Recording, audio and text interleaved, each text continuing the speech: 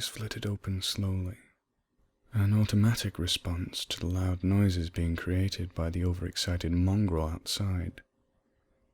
It seems every time I get comfortable enough to sleep, it's set off by the tiniest of things, be it someone walking past its territory, or an animal they oh so sorely wish to chase through the nearby woods. You don't see me do such things, I guess. I'm more considerate of others' feelings. These were the thoughts going through my head as the sweet embrace of sleep welcomed me once more. The comfortable location I chose was doing its job quite well.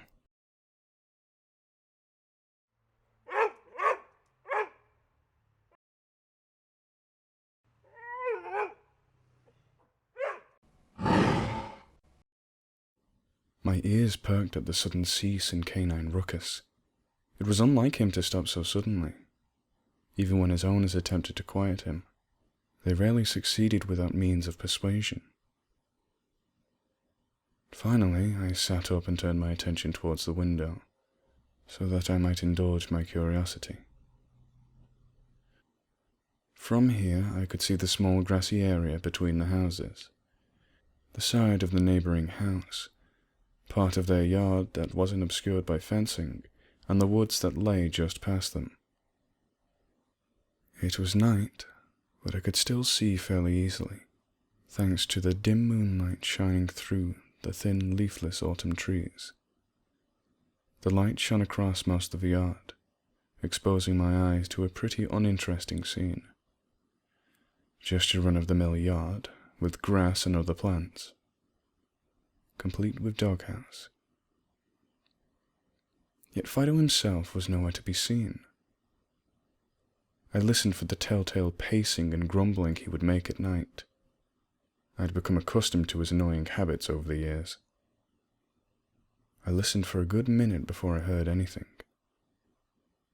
But it wasn't exactly what I expected to hear, nor where I expected to hear it. A loud crash resounded from downstairs, and I naturally jumped out of my skin with surprise. The noise of glass shattering followed shortly after by pots and pans hitting the floor.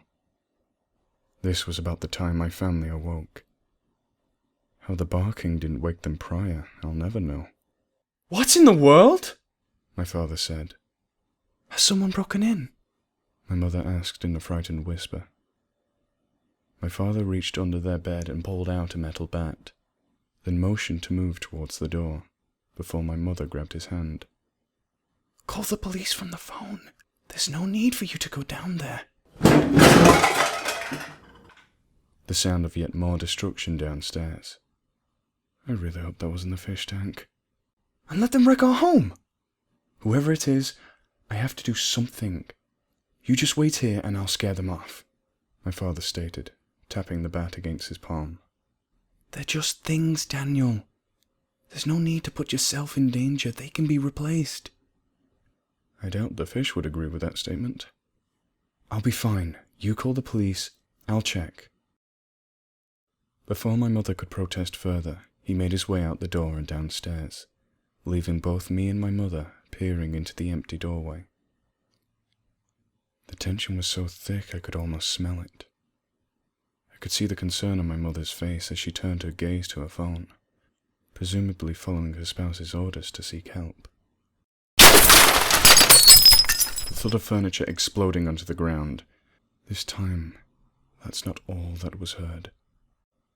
A sound so vile and soul-shocking, it made all my hair stand on end. So guttural and primal was it, that I had to bury myself under a blanket to avoid the brunt of this banshee-like scream. This was the noise creatures made in only one circumstance. As soon as the screaming started, it had finished, affirming my suspicions that my father had been stolen of his last breath. I didn't know whether to be sad or thrilled at that fact, as he sounded so impossibly gripped in fear that it was almost a mercy. "Oh God, Daniel!" I peeked my head from under the protective cloth to see my mother racing through the doorway. Was she insane? Had she not just heard what I had? I wanted to call out to her to tell her to stop, put some sense in that emotionally overloaded skull of hers. But alas, that was impossible. Before I knew it, the same primal scream echoed into the room, accompanied by what I could only guess to be the snarl of some wild animal. This time the shriek was cut even shorter, as if whatever was doing all this could tolerate it even less than I. The cracking of bones and tearing of flesh was what I heard next. The scent of blood soon found its way into my nostrils. They were dead. The two that had cared for me since my birth were dead, and I had done nothing. They were now just twisted corpses for this intruder to violate, and if my assumptions were correct, consume.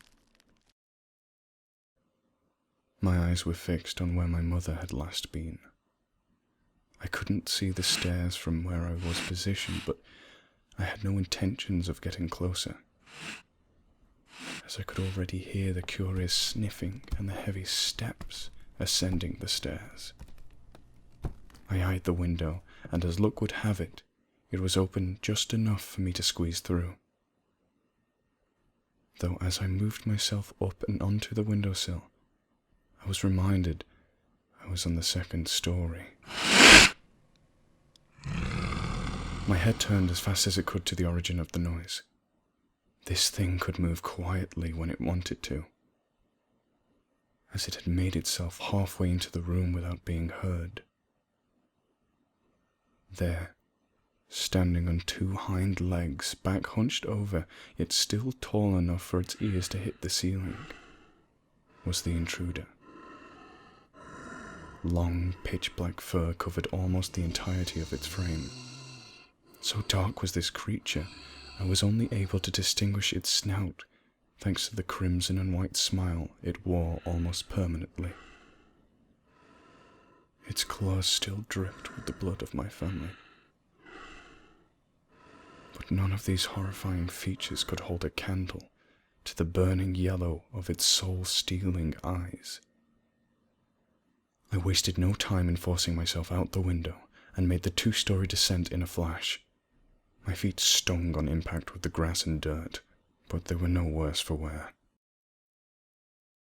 Making sure it hadn't followed me, I quickly glanced back at the window, where the same wolfish grin from before met me, nose pressed against the glass, steaming it up with every breath.